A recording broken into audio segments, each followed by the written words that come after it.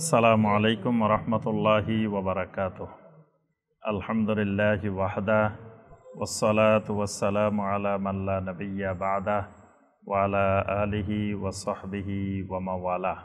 তো আল্লাহ সুবহানাহু ওয়া তাআলা এই সূরাটি শুরুই করেছেন নূহ আলাইহিস সালামের দাওয়াতের বর্ণনা দিয়ে। ইন্না আরসালনা নূহান ইলা কওমিহি, আমি নূহকে পাঠাইলাম ইলা কওমিহি, তার কওমের কাছে। প্রত্যেক নবীকে আল্লাহ পাঠিয়েছেন একটা কওমের কাছে, কিন্তু মুহাম্মদ রাসূলুল্লাহ সাল্লাল্লাহু আলাইহি ওয়াসাল্লামকে পাঠিয়েছেন সমগ্র মানবতার কাছে। ইলা কাফাতিন নাস, যত জায়গায় মানুষ আছে, যদি মঙ্গল গ্রহে মানুষ থাকে সেখানেরও তিনি নবী, যদি অন্য কোথাও মানুষ থাকে সেখানেরও তিনি নবী। ইলা কাফাতিন নাস, সমগ্র মানবতার জন্য তাকে আল্লাহ রাসূল বানাইছেন। আর অন্যান্য নবী রাসূলদেরকে বানাইছেন একটা কওমের জন্য। এজন্য আল্লাহ পাক বলছেন ইন্না আরসালনা নূহান ইলা কওমিহি, আমি নূহকে রাসূল বানিয়ে পাঠাইলাম ইলা কওমিহি, তার কওমের নিকট। আন আনজির কওমাকা মিন ক্বাবলি আন ইয়াতিয়াহুম আযাবুন আলীম, নূহকে বলে দিলাম তুমি তোমার কওমকে সতর্ক করো, তাদের উপরে বেদনাদায়ক শাস্তি আসার আগে আগে তোমার কওমকে তুমি সতর্ক করে দাও। এখানে মনে রাখবেন, যিনি রাসূল হবেন তার একটা বড় কাজ হবে ইনজার, মানে সতর্ক করা, এবং তাওহীদের আগে, তাওহীদের দাওয়াত দেওয়ার আগে তিনি শিরিক থেকে মানুষকে সতর্ক করবেন। যিনি রাসূল, আমাদের নবী মুহাম্মদ রাসূলুল্লাহ সাল্লাল্লাহু আলাইহি ওয়াসাল্লাম নবীও রাসূল। প্রথমে আল্লাহ পাক তাকে নবী বানাইছেন, প্রথম রাসূল বানান নাই। নবী বানাইছেন কোন আয়াত দিয়ে? সূরা আল আলাকের প্রথম 5টি আয়াত নাজিল করে নবী বানাইছেন। আর রাসূল বানাইছেন কোন আয়াত দিয়ে? সূরা আল মুদ্দাসসিরের প্রথম আয়াতগুলো, প্রথম দিকের আয়াতগুলো নাজিল করে রাসূল বানাইছেন। তো যখন রাসূল বানাইছেন সেখানে আল্লাহ রাব্বুল আলামিন নবী সাল্লাল্লাহু আলাইহি ওয়াসাল্লামকে কিছু দায়িত্ব দিয়েছেন। তো দায়িত্বের প্রথম দায়িত্বটাই হলো ইয়া আইয়ুহাল মুদ্দাসসির কুম ফাআনজির ওয়া রাব্বাকা ফাকাব্বির ওয়া সিয়াবাকা ফাতাহহির। ইয়া আইয়ুহাল মুদ্দাসসির, আল্লাহ রাব্বুল আলামিন নবী সাল্লাল্লাহু আলাইহি সাল্লামকে কোরআনে কারিমে কোন জায়গায় ইয়া মুহাম্মদ, ইয়া আহমদ বলে ডাকবেন, সুন্দর সুন্দর সিফাত দিয়ে ডাকছেন। তার মধ্যে একটা সিফাত হলো ইয়া আইয়ুহাল মুদ্দাসসির, এ কম্বল আচ্ছাদিত, চাদর আচ্ছাদিত আমার খলিল, আমার বন্ধু। সুবহানাল্লাহ। নবী সাল্লাল্লাহু আলাইহি সাল্লাম জিবরিল আলাইহিস সালামকে দেখছেন 600 ডানাওয়ালা, দেখে ভয় পেয়ে গেছেন। জীবনে তো এরকম আর দেখেন নাই, প্রথম দেখছেন। নবী সাল্লাল্লাহু আলাইহি সাল্লাম কম্বল গায়ে দিয়ে ঘরে এসে আম্মাজান খাদিজার ঘরে শুয়ে রয়েছেন। এই শুয়ে থাকাটাকেও আল্লাহ পছন্দ করছেন, মহব্বত করছেন। এই জন্য শুয়ে থাকাটাকে আল্লাহ সুন্দর করে একটা সিফাত দিয়ে দিয়েছেন, ইয়া আইয়ুহাল মুদ্দাসসির, এ আমার খলিল, কম্বল গায়ে দেওয়া খলিল, দোস্ত, হাবিব। কুম, কুম মানে আপনাকে তো নবুয়তের দায়িত্ব, রাসালাতের দায়িত্ব কম্বল গায়ে দিয়ে ঘুমায় থাকার জন্য দেওয়া হয় নাই। আপনি নবী হয়ে রাসূল হয়ে কম্বল গায়ে দিয়ে শুয়ে থাকবেন, তা আপনার রাসালাতের দায়িত্ব কেমনে হবে? এই জন্য আপনি কি করেন? কুম মানে আপনি কম্বল ফালাই দিয়ে লাফ মারি দাঁড়াই যান, উঠে যান। কুম উঠে কি করবেন আপনি? আপনার কাজ কি? 1 নম্বর কাজ ফাআনজির, আপনি সারা দুনিয়ার মানুষকে কি করবেন? সতর্ক করবেন। কিসের থেকে সতর্ক করবেন? সকল তাফসিরে দেখবেন আছে ফাআনজির আনিশ শিরকে, দুনিয়ার মানুষকে আপনি শিরিক থেকে সতর্ক করবেন। এটা হলো আপনার 1 নম্বর কাজ। দেখেন নূহ আলাইহিস সালামকে আল্লাহ পাক 1 নম্বর কাজ দিয়েছেন, আন আনজির কওমাকা, আপনি কি করবেন? আপনার কাউমকে সতর্ক করবেন। তো সতর্ক কিসের থেকে? শিরক থেকে। নূহ আলাইহিস সালামের কাউম জঘন্য শিরকে লিপ্ত হয়েছিল, মারাত্মক শিরক। সে ওয়াদ, সুয়া, ইয়াগুস, ইয়াউক, নাসার, এই পাঁচটা দেবতা, ওয়াদ, সুয়া, ইয়াউক, ইয়াগুস, নাসার, এই নবী সাল্লাল্লাহু আলাইহি ওয়াসাল্লাম বলেন এই পাঁচটা দেবতা হলো পাঁচজন বিশিষ্ট আল্লাহর ওলির নাম, সালেহীন বান্দার নাম। এরা নূহ আলাইহিস সালামের আগে, এরা দিনদার, মুখলিসিন, মুত্তাকিন মানুষ ছিলেন। এই ওয়াদ, সুয়া, ইয়াগুস, ইয়াউক, নাসার, এরা মারা গেছেন। মারা যাওয়ার পরে শয়তান তাদের সন্তানদের কাছে এসে বলতেছে, তোমাদের এই বাবা, তোমাদের পূর্বপুরুষ, উনি কত দিনদার, কত মুত্তাকিন মানুষ ছিল, আল্লাহর ওলি ছিল, আর তোমরা তারা ভুলে গেছ। তোমরা সাধারণভাবে একটা প্রতিকৃতি বানাই, এটাকে ঘরের মধ্যে রাখি দাও। এটা বানালে তো আর শিরিক হবে না, পূজা করলে না শিরিক হইব। তোমরা পূজা করিও না, ইবাদত করিও না, খালি একটা প্রতিকৃতি বানাই রেখে দাও। তো এই প্রজন্মে শয়তান এটা করছে। তাই এই প্রজন্ম অতিবাহিত হয়ে গেছে, পরের প্রজন্মে আসছে। পরের প্রজন্মে আসে শয়তান বলে যে দেখো, তোমাদের ঘরের কোনায় কোনায় যে প্রতিকৃতিগুলো দেখতেছ, এদেরকে চিনো তোমরা? এরা কি বিশাল ক্ষমতাধর আল্লাহর ওলি ছিল। এদের কাছে যা চাইবা তা পাইবা, কেউ ফিরে না খালি হাতে গেলে এদের দরবারে। এদের কাছে যা চাইবা তাই পাইবা, সব পাইবা। এরা বিশাল ক্ষমতাধর আল্লাহর ওলি। বাস, এবার এদের কাছে চাওয়া শুরু হয়েছে।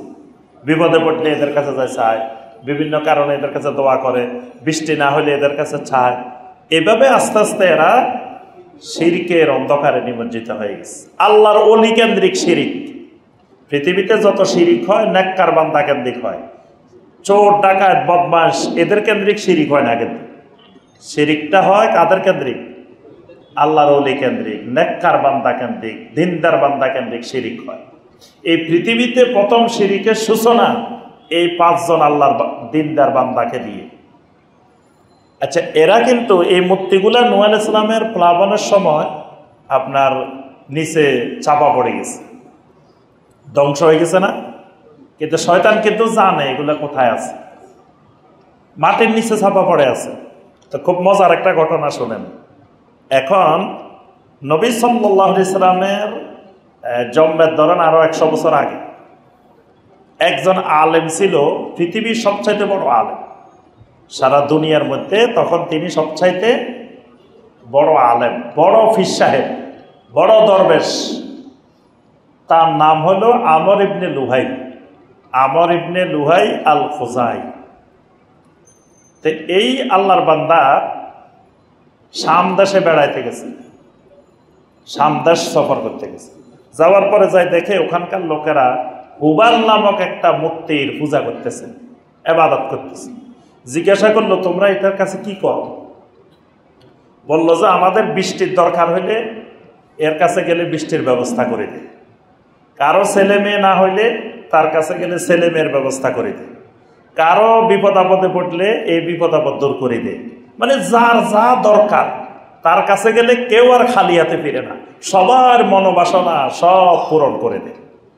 তখন আমরা তো মক্কার লোকেরা অনেক কষ্টে আছি, আমাদেরও তো এরকম একজন দরকার, আমার কাছে একটা বিক্রি করো। আপনি এত বড় আলেম, এত বড় দরবেশ, এত বড় পীর সাহেব হুজুর আমাদের দেশে আসছেন, আর আমরা বুঝি আপনার কাছে বিক্রি করবো? আপনাকে একটা হাদিয়া দিয়ে দিলাম। তারা একটা হাদিয়া দিয়ে দিছে, হুবাল দেবতা হাদিয়া দিয়েছে। তো বড় হুজুরে নিয়ে আসছে মক্কা মুকাররমা, আনে ঘরের মধ্যে রাখে দিছে, লুকায় রাখে দিছে, ঘরের কাছে কোনায় রাখে দিছে। কারণ মক্কার লোকেরা যদি মূর্তি দেখে তাহলে তো অবস্থা খারাপ, এই জন্য ঘরের মধ্যে লুকায় রেখেছে। এখন লোকেরা হুজুরের কাছে দোয়া নিতে যায়, বিভিন্ন কারণে যায়, দেখে যে কিরে হুজুরের ঘরের মধ্যে মূর্তি একটা। তো জিজ্ঞাসা করলো, হুজুর এটা কি কারণে রাখছেন, এটার উদ্দেশ্য কি? বলে যে এটা আমি সামদেশে গেছিলাম, ওখানের লোকেরা বললো এরকম এরকম, এটার অনেক উপকার, অনেক ক্ষমতা, আমাকে একটা তারা হাদিয়া দিচ্ছে। তো বললো যে আমরাও তো এই সমস্যায় আছি, আমাদেরও তো এটা দরকার। আচ্ছা দরকার হলে ঠিক আছে, তোমরাও চাইতে পারো। এবার আস্তে আস্তে হুজুরের ঘরে যাই চাওয়া শুরু হয়েছে। পরে সবাই প্রস্তাব দিল, আচ্ছা হুজুর আপনার ঘরে এইভাবে শত শত মানুষ আসা যাওয়া এটা তো খুবই কষ্টকর, আপনার জন্য কষ্ট, আমাদের জন্য কষ্ট। এক কাজ করেন, এটাকে আল্লাহর ঘরে লই যাই রেখে দিই, বাইতুল্লাহর মধ্যে রেখে দিই, তাহলে আমাদের জন্য সুবিধা হবে। এখন একদিন এই বড় হুজুরে এই মূর্তি দলবল নিয়ে মুরব্বীদেরকে নিয়ে আল্লাহর ঘরে নিয়ে আসছে। তখন মক্কা মুকাররমার কিছু যুবক বাধা দিয়ে শক্তভাবে প্রতিহত করার জন্য দাঁড়ায় গেছে।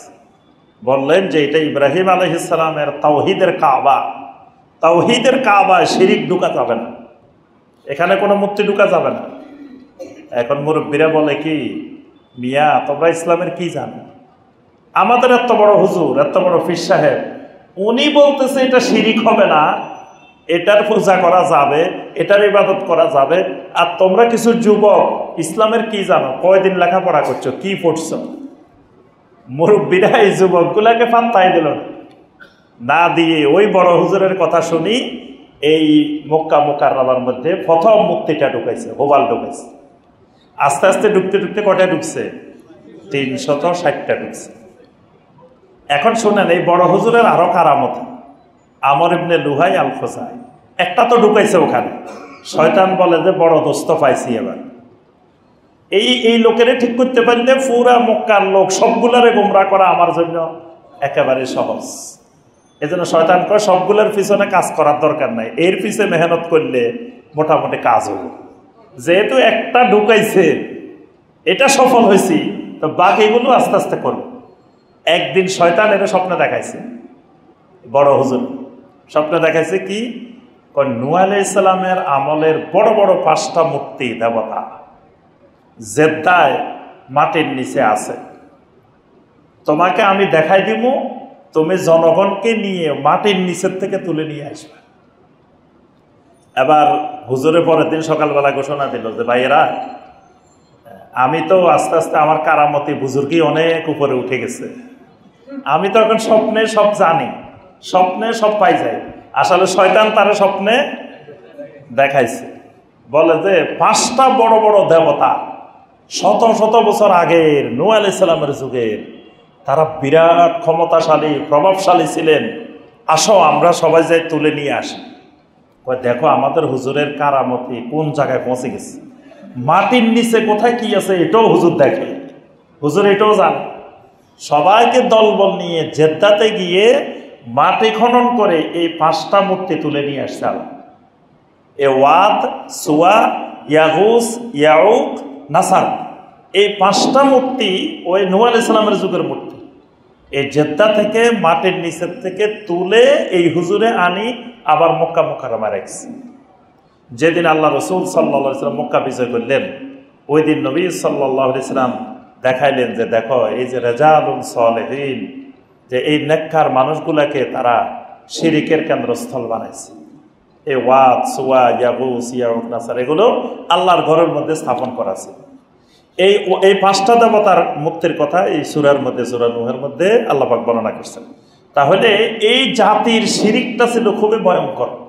এই জন্য আল্লাহ পাক নূহ আলাইহিস সালামকে বলেছেন, আনজির কওমাকা মিন ক্বাবলি আন ইয়াতিয়াহুম আযাবুন আলীম, এদের শিরিকের কারণে কঠিন বেদনাদায়ক শাস্তি আসার আগে আগে আপনি আপনার কওমকে সতর্ক করে দিন।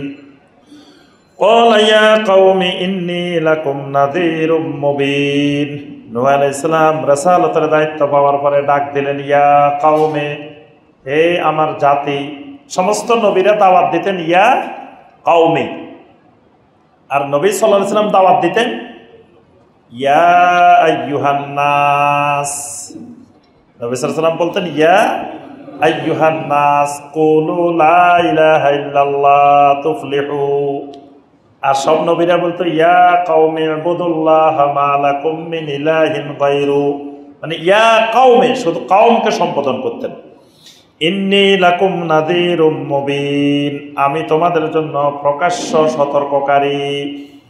আনি ইবুদুল্লাহ ওয়াত্তাকুহু ওয়া আতিউন, তোমাদের প্রতি আমার দাওয়াত আনি ইবুদুল্লাহ। 1 নম্বর দাওয়াত কি? একমাত্র আল্লাহর গোলামি করো, আল্লাহর গোলাম হও, আর কারো গোলাম হইও না। একমাত্র কার গোলাম? আল্লাহর গোলাম হও। আনি ইবুদুল্লাহ। সমস্ত নবীরাই দাওয়াত দিতেন। ওয়ালাকাদ বাআসনা ফি কুল্লি উম্মাতির রাসূলান আনি ইবুদুল্লাহ ওয়াজতানিবুত তাগুত। সমস্ত নবীরা তাদের কওমকে এসে বলতেন আনি ইবুদুল্লাহ। নূহ আলাইহিস সালামও বললেন আনি ইবুদুল্লাহ, ও আমার কওম তোমরা আল্লাহর ইবাদত করো। ওয়াত্তাকুহু, একমাত্র আল্লাহ রাব্বুল আলামিনকে ভয় করো। ওয়া আতিউন, আর আমার আনুগত্য করো। ভয় করো আল্লাহর, ইবাদত করো আল্লাহর, আমার কি করো? মানে আল্লাহর ইবাদতটা কেমনে করবে, আনুগত্যটা কেমনে করবে, আল্লাহকে ভয় কেমনে করবে, এটা শিখবে কার থেকে? আমার থেকে। এই জন্য আল্লাহ পাক কোরআনে কারিমে সূরা আন-নাসার 80 নম্বর আয়াতে বলছেন, মাই ইউতিউর রাসূলা ফাকাদ আতা আল্লাহ। যে রাসূলের আনুগত্য করবে সে আমি আল্লাহর আনুগত্য করবে। সুবহানাল্লাহ। এই জন্য সালাত শিখতে হবে কার থেকে? জি, আল্লাহ পাক বলছে আকিমুস সালাহ, সালাত কায়েম করো। তো সালাতটা কেমনে কায়েম করবেন? কার মতো? রাসূলের মতো। রাসূল থেকে শিখে নিতে হবে। এখন যদি কোন যে না আমি রাসূলের হাদিস মানি না, আপনি কুফরি করলেন, আপনি কুফরি করলেন। বর্তমানে ইউটিউবে অনলাইনে দেখবেন নতুন নতুন নামাজ বানাইতেছে, কোরআন দিয়ে নামাজ বানায়, হাদিস বাদ দিয়ে কোরআন দিয়ে নামাজ বানাইতেছে। এটা কুফরি। এই নামাজ পড়াও কুফরি, এই নামাজ শিখাও কুফরি। কারণ আল্লাহ রাব্বুল আলামিন নির্ধারণ করে দিয়েছেন নামাজটা শিখতে হবে রাসূল থেকে। আল্লাহ রাসূল সাল্লাল্লাহু আলাইহি ওয়াসাল্লাম যেমনে ইবাদত করছেন কিয়ামত পর্যন্ত ওইভাবেই ইবাদত করতে হবে, এর বাহিরে ইবাদতের কোনো সুযোগ নাই। ইয়াগফির লাকুম মিন যুনুবিকুম, যদি আমার আনুগত্য করো, ইয়াগফির লাকুম মিন যুনুবিকুম, আল্লাহ রাব্বুল আলামিন তোমাদের সমস্ত গুনাহ মাফ করে দিবেন। সুবহানাল্লাহ। যুনুব হলো কবিরা গুনাহ। যুনুব কি গুনাহ? গুনাহ কয় প্রকার? আপনারা কিছু বলেন না দেখি। গুনাহ কয় প্রকার? কেমনে জানলেন 3 প্রকার? জি, সূরা আল হুজুরাতের 7 নম্বর আয়াতে আল্লাহ সুবহানাহু ওয়া তাআলা গুনাহকে 3 ভাগে ভাগ করেছেন। একটা কুফর, একটা ফুসুক, একটা ইসিয়ান। তো ফুসুকটা কবিরা গুনাহ আর ইসিয়ানটা সগীরা গুনাহ। সগীরা গুনার আরেক নাম সাইয়্যাত, কবিরা গুনার আরেক নাম যুনুব। একই আয়াতের মধ্যে আছে রব্বানা ফাগফির লানা যুনুবানা ওয়া কাফির আন্না সাইয়্যাতিনা। এই যুনুবানা মানে কবিরা গুনাহ, সাইয়্যাতিনা মানে সগীরা গুনাহ। মনে রাখবেন এটা। তো এখানে নূহ আলাইহিস সালাম বলছেন যদি তোমরা আল্লাহর ইবাদত করো, আল্লাহকে ভয় করো, আমার আনুগত্য করো, তোমাদের প্রথম উপকার কি? ইয়াগফির লাকুম মিন যুনুবিকুম, আল্লাহ রাব্বুল আলামিন তোমাদের গুনাহগুলো ক্ষমা করে দিবেন। সুবহানাল্লাহ। ওয়া ইউআখিরকুম ইলা আজালিম মুসাম্মা, তোমাদেরকে আল্লাহ রাব্বুল আলামিন একটি নির্ধারিত সময় পর্যন্ত অবকাশ দিবেন। সুবহানাল্লাহ। অর্থাৎ তোমাদেরকে হঠাৎ গজব নাযিল করে আল্লাহ ধ্বংস করবেন না, একটা নির্দিষ্ট সময় পর্যন্ত আল্লাহ তোমাদেরকে অবকাশ দিবেন। ইন্না আজালাল্লাহি ইযা জাআ লা ইউআখার, আল্লাহর নির্ধারিত সীমা যখন এসে যায় তখন আর কোনোভাবেই এটা বিলম্ব করার সুযোগ থাকে না। লাউ কুনতুম তা'লামুন, যদি তোমরা তা জানতে। ক্বালা রাব্বি ইন্নী দাআউতু কওমি লাইলান ওয়া নাহারা, মাঝখানের অনেক কথা আর উল্লেখ করা হয়নি। এই নূহ আলাইহিস সালাম 950 বছর পর্যন্ত কওমের কাছে যায় বলছেন আনি ইবুদুল্লাহ ওয়াত্তাকুহু ওয়া আতিউন ইয়াগফির লাকুম মিন যুনুবিকুম ওয়া ইউআখিরকুম ইলা আজালিম মুসাম্মা। এটা নূহ আলাইহিস সালামের দাওয়াতের ভাষা। এইভাবে নূহ আলাইহিস সালাম দাওয়াত দিতেছেন দিতে এক সময় গিয়ে নূহ আলাইহিস সালাম দেখতেছেন যে যত দাওয়াত দিই কোনো কাজ হয় না। এবার আল্লাহকে লক্ষ্য করে বলতেছেন ক্বালা রাব্বি, নূহ আলাইহিস সালাম বললেন রব্বুল আলামিন ইন্নী দাআউতু কওমি লাইলান ওয়া নাহারা, আমি তো আমার কওমকে রাত্রেও দাওয়াত দিচ্ছি, দিনের বেলায়ও দাওয়াত দিচ্ছি। অর্থাৎ সার্বক্ষণিক রাতে দিনে 24 ঘন্টা দাওয়াত দিতেছি। ফালাম ইয়াজিদহুম দুআই ইল্লা ফিরারা, আমার যত দাওয়াত দিই এই দাওয়াত শুধু তাদেরকে ফালানোর জিনিসেই বৃদ্ধি করছে। মানে আমার দাওয়াত থেকে খালি এরা পালায়, খালি পালায়, আমার দ্বারে কাছে আসে না। ওয়া ইন্নী কুল্লামা দাআউতুহুম লিতাগফিরা লাহুম, আমি তাদেরকে বললাম আমার এই দাওয়াত যদি গ্রহণ করো রব্বুল আলামিন তোমাদেরকে ক্ষমা করে দিবেন, মাফ করে দিবেন। এই দাওয়াত যতবার তাদেরকে দিতে যাই জাআলু আসাবিআহুম ফি আযানিহিম, আমি গেলে তারা তাদের কানের ভিতরে আঙ্গুল প্রবেশ করায় রাখে, যাতে আমার দাওয়াত তাদের কানে না ঢুকে, এজন্য কানের ভিতরে আঙ্গুল ঢুকায়। ওয়াস্তাগশাউ থিয়াবাহুম, আমাকে দেখলে তাদের পোশাক দিয়ে, কাপড় দিয়ে চেহারাগুলোকে ঢেকে ফেলে। চেহারা কেন ডাকে? কয়েকটা কারণে। একটা কারণ হলো নূহ আলাইহিস সালাম যদি চিনে তো কথা বলা শুরু করব, এজন্য আগে থেকে মুখ ঢাকে রাখে, যাতে না চিনে। তা না চিনলেও কেমনে কথা বলবো? চিনলে তো এই অমুক ভাই একটু দাঁড়ান কথা বলবো, না চিনলে কেমনে বলবো অমুক ভাই, এজন্য আগে থেকেই মুখ ঢাকে রাখে, যাতে নূহ আলাইহিস সালাম দাওয়াত না দেয়।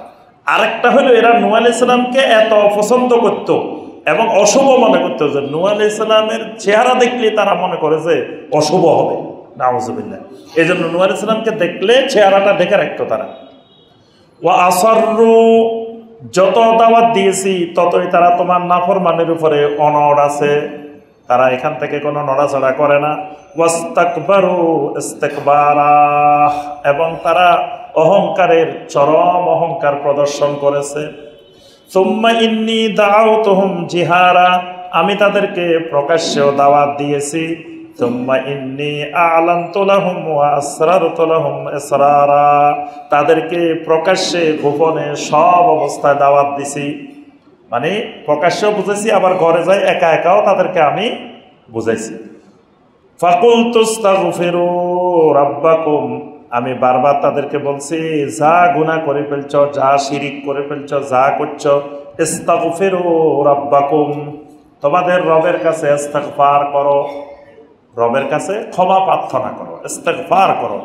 ইন্নাহু কানা গাফফারা, কারণ তোমাদের রব যিনি তিনি হলেন গাফফার, মানে তার মতো মহা ক্ষমাশীল আর কেউ নাই।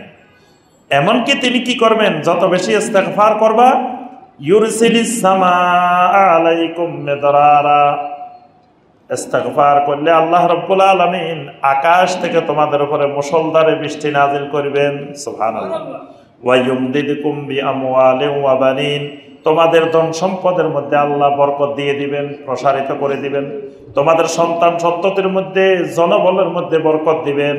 ওয়া ইয়াজআল লাকুম জান্নাতিন, তোমাদেরকে আল্লাহ পাক সুন্দর সুন্দর বাগান দিয়ে দিবেন। ওয়া ইয়াজআল লাকুম আনহারা, তোমাদের জন্য নহরের ব্যবস্থা, নদীর ব্যবস্থা করে দিবেন। সুবহানাল্লাহ। ইস্তিগফারের কত ফজিলত দেখছেন। নূহ আলাইহিস সালাম বলতেছেন ইস্তিগফার করবা, এই ফজিলত পাবে। একবার বৃষ্টি হইতেছে না, ওমর রাদিয়াল্লাহু তাআলা আনহুর খেলাফত কালে সবাই আসছে, ওমর একটু দোয়া করেন, বৃষ্টির জন্য দোয়া করেন। তো ওমর কি করছে, দোয়া করতে গেছে। দোয়া করতে যাই ওমর রাদিয়াল্লাহু তাআলা আনহু ইস্তিগফার করছেন, ইস্তিগফার, আস্তাগফিরুল্লাহ ওয়া আতুবু ইলাইহি, আস্তাগফিরুল্লাহাল্লাযী লা ইলাহা ইল্লা হুয়াল হাইয়ুল কাইয়্যুম ওয়া আতুবু ইলাইহি।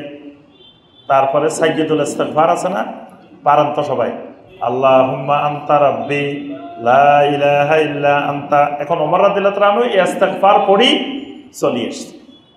তো লোকেরা কয়, আপনারা কইলাম বৃষ্টির দোয়া করতে, আপনি তো একটুও দোয়া করলেন না। আপনারা তো বৃষ্টির দোয়ার জন্য সবাই আহ্বান করলাম, আপনি তো বৃষ্টির দোয়া করলেন না। তো ওমর রাদিয়াল্লাহু তাআলা আনহু বলেন, বৃষ্টির দোয়া করি না, তবে বৃষ্টি যেখান দিয়ে নাজিল হয় ওই দরজায় আঘাত করে ফেলছি। সুবহানাল্লাহ। তখন ওমর রাদিয়াল্লাহু তাআলা এই আয়াত তেলাওয়াত করে শুনাইছেন, ফাকুলতু আস্তাগফিরু রাব্বাকুম ইন্নাহু কানা গাফফারা ইউরসিলিস সামাআ আলাইকুম মিদরারা। বৃষ্টি না হইলে ইস্তিগফার করলে আল্লাহ মুষলধারে বৃষ্টি নাজিল করেন। অর্থাৎ আল্লাহর কাছে বলা লাগবে না, কাজ হয়েছে ইস্তিগফার করা। হাসান আল বসরি রাহমাহুল্লাহর কাছে একজন আসছে, কয় আমার ছেলে অসুস্থ, একটু দোয়া করে দেন, ছেলে অসুস্থ, দোয়া করে দেন।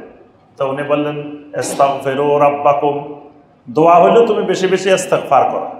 আরেকজন আসছে, অভাবে কষ্ট করতেছে, একটু দোয়া করেন, কয় ইস্তাগফিরু রাব্বাকুম। মানে যে আসে সারাদিন খালি বলে কি ইস্তাগফিরু রাব্বাকুম। তোমার ট্রিটমেন্ট হলো খালি ইস্তেগফার করো, ইস্তেগফার করো। তো সবাই জিজ্ঞেস করতেছে যে এই কাজেও আসলে ইস্তেগফার, এই কাজেও আসলে ইস্তেগফার, আপনি সবাইরে খালি বলতেছেন ইস্তাগফিরু রাব্বাকুম, ইস্তাগফিরু রাব্বাকুম। তো ইস্তেগফার কি সব রোগের ওষুধ নাকি? তখন হাসান আল বসরি রাহিমাহুল্লাহ এই আয়াত তেলাওয়াত করে বললেন যে ইস্তেগফার হলো সব রোগের ওষুধ। এই দুর্ভিক্ষ হইলেও ইস্তেগফার, বৃষ্টি না হইলেও ইস্তেগফার, অভাব অনটনে থাকলেও ইস্তেগফার, বানিয়ে থাকলেও সন্তান সন্ততি দরকার তাও ইস্তেগফার, তারপরে ফল ফলাদি বাগান ফসল ব্যবসা বাণিজ্য বরকত দরকার তাও ইস্তেগফার, তারপরে পানির দরকার তাও ইস্তেগফার। ইস্তেগফারের মধ্যে আল্লাহ রাব্বুল আলামিন এত বরকত রাখছেন, অথচ আল্লাহর বান্দারা দেখেন ইস্তেগফার বাদ দিয়ে ওই দরবারে দরবারে ঘুরে, বিভিন্ন মৃত মানুষের কাছে, মরা মানুষের কাছে ঘুরে, তাদের কাছে যাই যাই ছেলে চায়, এটা চায়, এটা চায়, এটা চায়। তারা যদি দিতেই পারত তাদের দরবারে এত ভিক্ষুক কেন? ঠিক হয়, যদি হুজুরের এত ক্ষমতা কবরের থেকে দিতে পারে, তো ওখানে ভিক্ষুক যারা এদেরকে কিছু দিয়ে দিলে হয় না? আমার কথা বুঝেন নাই মানে? দেখবেন যে চারিপাশে ভিক্ষুক বসে রয়েছে 100, এরা আপনার কাছে চাইতেছে। তো এরা আপনার কাছে চাইতেছে কেন? ওদের হুজুর এত পাওয়ারফুল, যে পাওয়ারফুলের কারণে লাখ লাখ মানুষ যাইতেছে। তো এদের ভিক্ষুক এগুলোরে হুজুরে দিয়ে দিলেই তো হয়, এরা মানুষের কাছে চাওয়া লাগে না। এটাই প্রমাণ করে যে ভিতরে যিনি আছেন উনি দেওয়ার ক্ষমতা নাই। কিন্তু ব্যাকল মানুষগুলো, জাহেল মানুষগুলো বুঝে না, এদের কাছে যাই চায়। অথচ চাওয়ার মাধ্যমে তো ইস্তাগফিরু রাব্বাকুম, বেশি বেশি ইস্তিগফার করতে হবে। মা লাকুম লা তারজুনা লিল্লাহি ওয়াকারা। নূহ আলাইহিস সালাম বললেন, তোমাদের কি হলো, তোমরা আল্লাহকে কেন সম্মান করো না? আল্লাহকে তাজিম করা কি ফরজ। এটার ব্যাখ্যা করতে গেলে আবার 1 ঘন্টা লাগবে। আল্লাহকে কেমনে তাজিম করতে? আল্লাহ সুবহানাহু ওয়া তাআলাকে তাজিম করা ফরজ। ওয়াকার, ওয়াকার মানে তাজিম করা, সম্মান করা। নবী সাল্লাল্লাহু আলাইহি সাল্লামকে তাজিম করা ফরজ, কোরআনে কারিমকে তাজিম করা ফরজ, তারপরে নবী সাল্লাল্লাহু আলাইহি সাল্লামের হাদিসকে তাজিম করা ফরজ, নবী সাল্লাল্লাহু আলাইহি সাল্লামের সুন্নতকে তাজিম করা ফরজ, ওলামায়ে কেরামকে তাজিম করা ফরজ, তারপরে শাআইরুল্লাহ, আল্লাহর যত নিদর্শন আছে জমিনে সমস্ত নিদর্শনকে তাজিম করা ফরজ। তো নূহ আলাইহিস সালাম বলতেছেন, মা লাকুম লা তারজুনা লিল্লাহি ওয়াকারা, তোমাদের কি হলো, কেন তোমরা আল্লাহ রাব্বুল আলামিনকে তাজিম করো না? ওয়াকাদ খালাকাকুম আতওয়ারা, অথচ তিনি তোমাদেরকে পর্যায়ক্রমে সৃষ্টি করেছেন। মানে তোমাদেরকে ডাইরেক্ট সৃষ্টি করেন নাই, আতওয়ারা পর্যায়ক্রমে ধাপে ধাপে সৃষ্টি করেছেন। আলাম তারাও কাইফা খালাকাল্লাহু সাবআ সামাওয়াতিন তাবাকা, তোমরা কি দেখো না কেমন করে আল্লাহ রাব্বুল আলামিন স্তরে স্তরে 7 আসমান সৃষ্টি করেছেন। ওয়া জাআলাল কামারা ফীহিন্না নূরান, ওই আকাশের মধ্যে চাঁদকে, কামারকে বানিয়েছেন আলোকিত করে, নূর বানিয়ে। ওয়া জাআলাশ শামসা সিরাজা, সূর্যকে বানিয়েছেন প্রদীপ আকারে, বাতি আকারে। ওয়াল্লাহু আনবাতাকুম মিনাল আরদি নাবাতা, জমিনের ভিতর থেকে তোমাদের জন্য ওই আল্লাহ রাব্বুল আলামিন কত রকমের উদ্ভিদ বের করে দেন। সুম্মা ইউঈদুকুম ফিহা ওয়া ইউখরিজুকুম ইখরাজা, তিনি তোমাদেরকে আবার ওই জমিন থেকে বের করছেন, মাটি থেকে বের করছেন, আবার তোমাদেরকে মাটিতে নিয়ে যাবেন, আবার তিনি তোমাদেরকে মাটি থেকে এক সময় বের করবেন। ওয়াল্লাহু জাআলা লাকুমুল আরদা বিসাতা, তোমরা কি দেখো না আল্লাহ তোমাদের জন্য জমিনটাকে কিভাবে প্রশস্ত করে দিয়েছেন, বিছিয়ে দিয়েছেন। লিতাসলুকু মিনহা সুবুলান ফিজাজা, যাতে এর ভিতর দিয়ে বিভিন্ন রাস্তা বের করে তোমরা চলাচল করতে পারো। সুবহানাল্লাহ, এর ভিতরে তোমাদের জন্য সাগরের মধ্যে দিয়ে রাস্তা বানায় দিয়েছেন, নদীর মধ্যে দিয়ে রাস্তা বানায় দিয়েছেন, আকাশ দিয়ে রাস্তা বানায় দিয়েছেন, স্থলভাগে রাস্তা বানায় দিয়েছেন, যাতে তোমাদের চলাচল করতে সুবিধা হয়।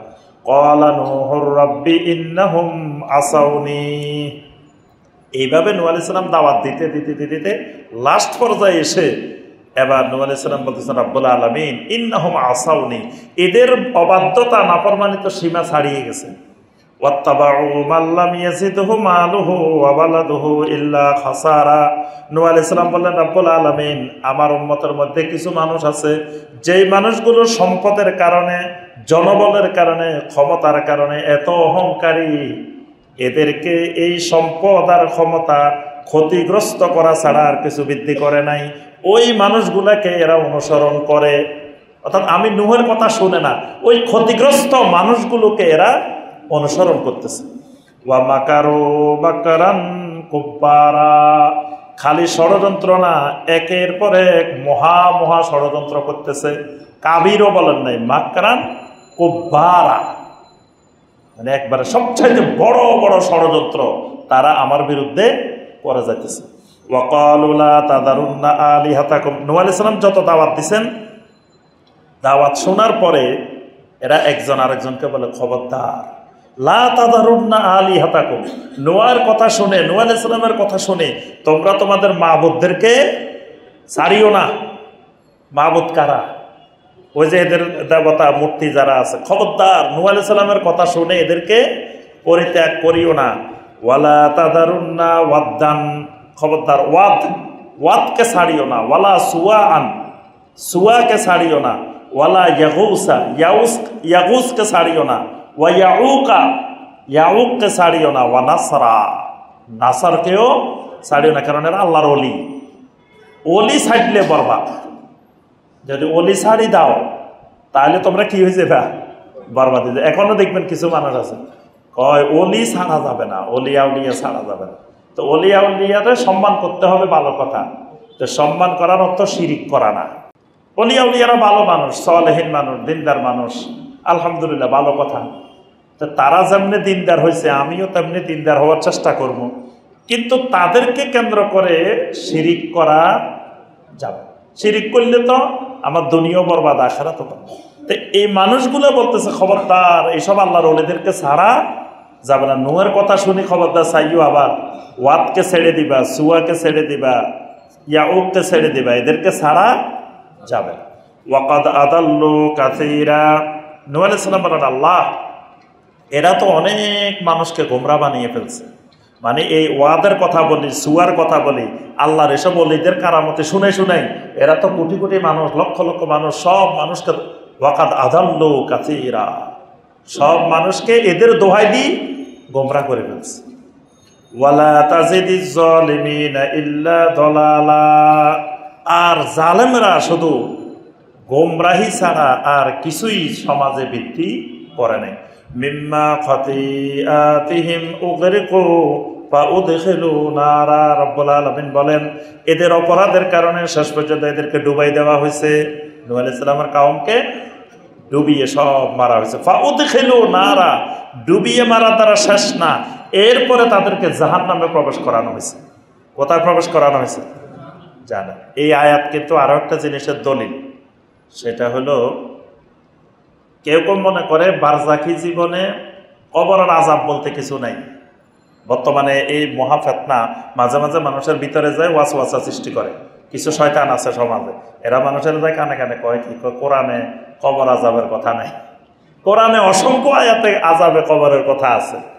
তার মধ্যে এটা একটা, যে নূহ আলাইহিস সালামের উম্মতের ব্যাপারে আল্লাহ বলতেছেন, এদেরকে ডুবাই দেওয়া হয়েছে। ডুবানোর উপরে ফাউদখিলু নারান, আগুনে ডুবানো হয়েছে। তাহলে বারজাখি জীবনেরও আযাব আছে। বারজাখি জীবনে মানে কিয়ামতের বিচারের পরে তো হবে জান্নাত জাহান্নাম, কিন্তু মাঝখানের এই সময়ের মধ্যেও আযাব আছে। অনেক আয়াতে আল্লাহ পাক বলেন, আন্নারু ইউরাদুনা আলাইহা, যে ওই ফেরাউনের অনুসারীদের ব্যাপারে বলা হয়েছে, সকাল সন্ধ্যা এদের কাছে আগুন উপস্থাপন করা হয়, মানে আযাব হয়। কবরেরও কি আছে? বারজাখি জীবনে আযাব আছে। এই জন্য আল্লাহ বলছেন, এদেরকে ডুবাই দেওয়ার দ্বারা শেষ না, যে ডুবাই দিচ্ছে শেষ। ফাউদখিলু নারা, এরপরে তাদেরকে জাহান্নামের আগুনে প্রবেশ করানো হয়েছে। ফালাম ইয়াজিদু লাহুম মিন দুনিল্লাহি আনসারা, এই ব্যাপারে তারা আল্লাহ রাব্বুল আলামিন ছাড়া আর কাউকে তারা সাহায্যকারী হিসেবে পায় নাই। ওয়াকালা নূহুর রাব্বি লা তাযার আলাল আরদি মিনাল কাফিরিনা দাইয়ারা, এটা হলো নূহ আলাইহিস সালামের বদদোয়া। তবে নূহ আলাইহিস সালাম ততক্ষণ বদদোয়া দেন নাই যতক্ষণ আল্লাহ পাক নিশ্চিত বলে দেন নাই। আল্লাহ পাক অন্য সূরায় বলছেন, আল্লাহ পাক নূহ আলাইহিস সালামকে জানাই দিয়েছেন যে নূহ ইন্নাহু লান নুমিনা ইল্লা মান কাদ আমানা, যারা এ পর্যন্ত ঈমান আনছে এরপরে আর একটা লোকও ঈমান আনার সম্ভাবনা নাই। এটা আল্লাহ পাক জানাইছেন। জানানোর পরে নূহ আলাইহিস সালাম বদদোয়া দিচ্ছেন। এর আগ পর্যন্ত কিন্তু নূহ আলাইহিস সালাম বদদোয়া দেন নাই, কারণ এরা ঈমান না আনলে কি কদিন পরেও তো আনতে পারে, এখন আনা নাই, কদিন পরে আনবো, কদিন পরে আনবো। বদদোয়া দিয়ে ধ্বংস করা এটা নবীদের কাজ নয়। তো এখন যখন আল্লাহ পাক জানাই দিচ্ছেন আর ঈমান আনার সম্ভাবনা নাই, এবার নূহ আলাইহিস সালাম বদদোয়া দিচ্ছেন। ওয়াকালা নূহুন, নূহ আলাইহিস সালাম বলে উঠলেন, রব্বি রব্বুল আলামিন লা তাযার আলাল আরদি মিনাল কাফিরিনা দাইয়ারা, জমিনে কোনো কাফেরের বাড়ি ঘরের অস্তিত্ব আপনি রাখবেন না। ইন্নাকা ইন তাযারহুম, যদি আপনি তাদেরকে আরো জমিনে রাখেন, আরো সুযোগ দেন, ইউদিল্লু ইবাদাকা, তারা আপনার বান্দাদেরকে গোমরাহ করে ফেলবে। এদেরকে আরো সুযোগ দিলে আরো বেশি গোমরাহ করবে। ওয়ালা ইয়ালিদু ইল্লা ফাজিরান কাফারা, এদের ঘরে যত সন্তান সন্ততি হবে এগুলো হবে এক একটা ফাজের কাফার, এদেরকে একবারে বংশ সহ সমূলে ধ্বংস করে দেন। রব্বি গফিরলি ওয়ালি ওয়ালিদাইয়া, রব্বুল আলামিন আমাকে ক্ষমা করে দেন। মানে নূহ আলাইহিস সালাম দেখেন বদদোয়াটা দিছেন না, বদদোয়া দেওয়ার পরে মনে মনে চিন্তা করতেছেন বদদোয়া তো দিছি, কিন্তু আমি একজন নবীর শানে বদদোয়াটা দেওয়া ঠিক হয়েছে কিনা। আবার সাথে সাথে রব্বুল আলামিনের কাছে ক্ষমা চাইতেছেন, রব্বি গফিরলি, রব্বুল আলামিন আমাকে আপনি ক্ষমা করে দেন। কারণ নবীদের কিন্তু সামান্য জাররা পরিমাণ ভুলও বিরাট, মানে আমাদের জন্য এটা কিছুই না, কিন্তু নবী রাসূলদের জন্য এটা বড় জিনিস, ছোট্ট ছোট্ট জিনিস। কিয়ামতের ময়দানে নবী রাসূলরা এটার ভয়ে থাকবেন যে আল্লাহ যদি আমার ধরে। মুসা আলাইহিস সালাম এক লোকের থাপ্পড় দিয়েছেন আর মারা গেছে না, এটা কিন্তু তিনি ইচ্ছা করে মারান না, এটা তো আমরা হইলে কথা, এটা তো ভুল, আমি কি করছি, এটা তো থাপ্পড় দিছি, এ মরে গেছে কেন, আমাকে মারার জন্য থাপ্পড় দিছে। কিন্তু মুসা আলাইহিস সালাম কিয়ামতের ময়দানে ভয়ে থাকবেন আল্লাহ রাব্বুল আলামিন যদি জিজ্ঞাসা করেন। তো নূহ আলাইহিস সালাম বদদোয়া দিয়ে এরপরে বলছেন, রব্বি গফিরলি, রব্বুল আলামিন আমাকে ক্ষমা করে দিন, ওয়ালি ওয়ালিদাইয়া, আমার মা বাবাকেও ক্ষমা করে দিন, ওয়ালিমান দাখালা বাইতিয়া মুমিনান, যারা মুমিন হয়ে আমার ঘরে প্রবেশ করবে, যারা মুমিন হয়ে আমার ঘরে আসবে এদেরকে মাফ করে দেন।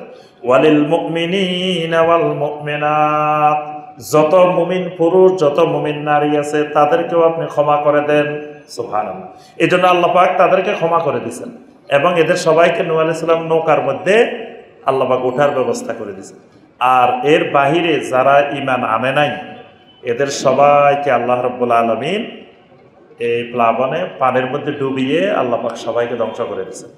ওয়ালা তাজিদিজ জালিমিনা ইল্লা তাবারা, জালেমদের জন্য ধ্বংস ছাড়া আর কিছুই বৃদ্ধি পায় না। মানে জালেমরা সমাজে শুধু একের পর এক ধ্বংসস্তূপে পরিণত করে দুনিয়াটাকে। এই জালেমদের কারণে এই প্লাবন, এই আযাব। এই জালেম না হলে তো এইভাবে দুনিয়াটা ধ্বংস হইতো না। তাহলে এই জালেমদের কারণে জালেমেরাই জমিনে ধ্বংসের পরিমাণ বৃদ্ধি করে। আল্লাহ রাব্বুল আলামিন আমাদের সবাইকে কোরআনে কারিমের এই আয়াতে কারিমাগুলোর আলোকে আমল করা তৌফিক দান করুন। আল্লাহ সুবহানাহু ওয়া তাআলা আমাদেরকে নবীওয়ালা দাওয়াত, নবীওয়ালা আদর্শের মধ্যে অন্তর্ভুক্ত হওয়ার তৌফিক দান করুন। আল্লাহ রাব্বুল আলামিন আমাদের সবাইকে এক একজন দাঈ ইলাল্লাহ হওয়ার তৌফিক দান করুন। কোরআনে কারিমকে জানার, বোঝার, কোরআনে কারিমের আলোকে আমাদের জীবন গড়ার আল্লাহ পাক তৌফিক দান করুন। আল্লাহ রাব্বুল আলামিন আমাদের সবাইকে কিয়ামতের ময়দানে কোরআনে কারিমকে আল্লাহ পাক যেন আমাদের জন্য শাফাআতকারী বানাই দেন। কোরআনে কারিম যেন আমাদের পক্ষের হুজ্জাত হয়ে যায়। আল্লাহ পাক আমাদের সবাইকে সে তৌফিক দান করুন।